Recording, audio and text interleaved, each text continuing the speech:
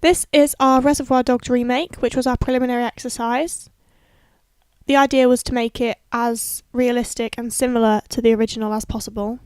So as you can see, we tried to match shots so that everything was exactly the same.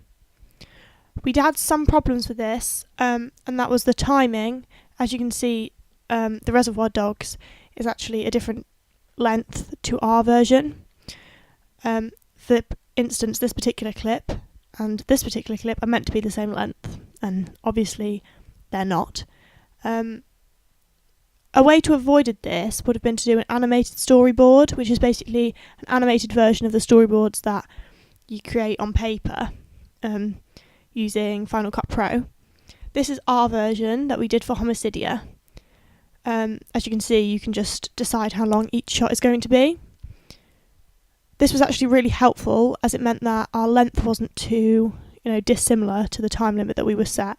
And you can also muck about with camera angles and movement we're doing right now. These animated storyboards are based on the completed storyboard, which you're looking at. And the great thing about these animated storyboards is you can see how long your shot is. So ours is 1 minute 27 seconds long. We did a lot of planning for both. So for our preliminary exercise and for homicidia. So this is characters, this is costume. We had a lot on props. We also have a to-do list just here. And that was really helpful, as it meant that we were a little bit more organised. This is a shooting script that we created for homicidia. We didn't do one of these for Reservoir Dogs, and we found that a lot of the time we didn't know what we were doing, and there was a lot of faffing around and not getting stuff done. So this was actually really helpful to us, and something that we learned after Reservoir Dogs. We also, a long time ago, had our first preliminary exercise, which was a group of 3 of us, 2 other people in my class, and we only had about an hour to create something.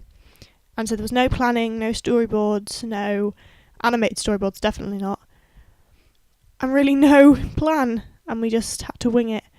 This is it in its full glory. It's not good, but we learnt from it.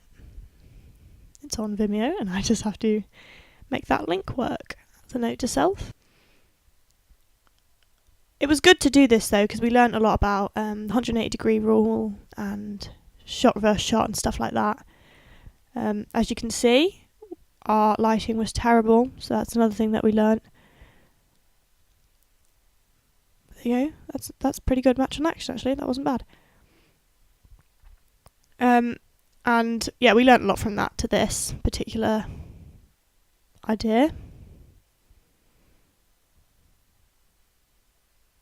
This has a lot of layers in it, I've just noticed, and I think that's really helpful to us because there's so much going on. The different sorts of music and the original and ours all layered together, which is really helpful because when we did the first preliminary exercise with a different group of us, it was just really one solid load of film. And it just doesn't work because you can't get all of that done in such a simple set out.